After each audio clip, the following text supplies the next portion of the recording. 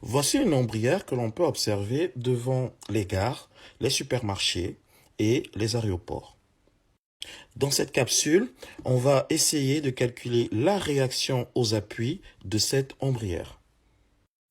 Mais avant, n'oubliez pas de partager, de liker et surtout de mettre en commentaire les exercices que vous souhaitez que l'on traite. Alors, premièrement, ce que je vais faire, je vais représenter le schéma mécanique de cette structure. Alors, ici, on aura un encastrement. Donc, notre structure, notre schéma mécanique, je vais le représenter dans l'autre face, sera comme ceci.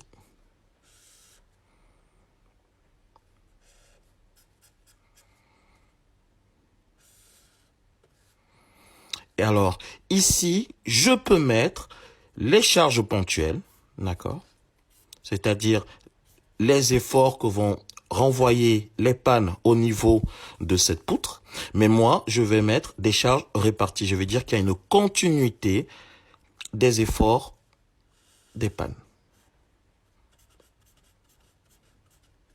Pour les besoins de l'exercice, je vais prendre cette côte L et je vais prendre Q, qui est ma charge répartie, égale à 100 décanewtons par mètre.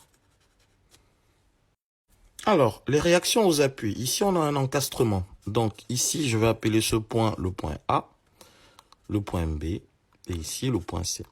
Donc, ici, on a comme réaction d'appui YA, XA et le moment, parce qu'on a un encastrement, le moment A. Et pour calculer les réactions à nos appuis, qu'est-ce qu'on fait? On utilise toujours la PFS. Et que dit la PFS? La PFS dit que la somme, alors je le fais tout le temps ça, donc vous devez déjà être habitué, somme des forces extérieures égale à 0. Donc, si on dit que la somme des forces extérieures égale à 0, on va considérer les forces verticales. Donc ici, on aura YA égale. Par contre, ici, je cherche la charge grand Q à mon centre de masse et que vaut grand Q vaut petit q fois L. Donc, petit q fois L. Donc, YA, c'est égal à Q fois L. Donc, si on fait l'application numérique, YA, ça sera 100 multiplié. Alors, L, je vais prendre, allez, pour les besoins de l'exercice, L, je vais prendre 4 mètres.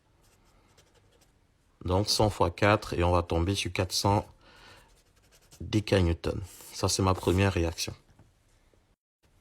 Ensuite, pour calculer l'effort XA, c'est facile. XA sera nul. Pourquoi? Parce qu'il n'y a aucun effort horizontal. Donc, XA égale 0. Donc. Et ensuite, il nous manque à calculer MA. Pour calculer MA, c'est aussi facile. On sait que le moment YA, vu que YA est confondu avec, le bras de levier est confondu avec la distance entre A et B, donc en fait c'est collinéaire. Donc le moment YA égale 0, donc il nous manque à calculer MA. Et MA, c'est égal à quoi? Donc le moment A, c'est égal tout simplement, parce qu'il y a équilibre des moments, on va tout simplement dire que A, c'est le point fixe et qu'il y a la rotation de notre portique dans ce sens. Donc là, ça va nous faire QL. Donc QL qui est grand Q, multiplié par quoi? Par L sur 2.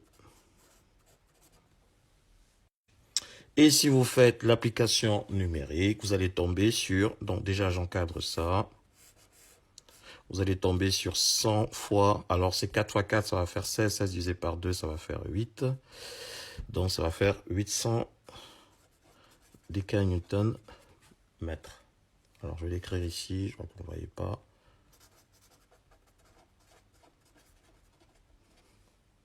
Bon.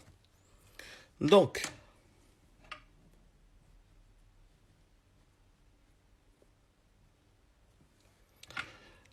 ici, on aura YA qui est égal à 400 décanewtons. MA qui est égal à 800 décanewtons par mètre. Et XA qui est égal à 0. Notre exercice est terminé.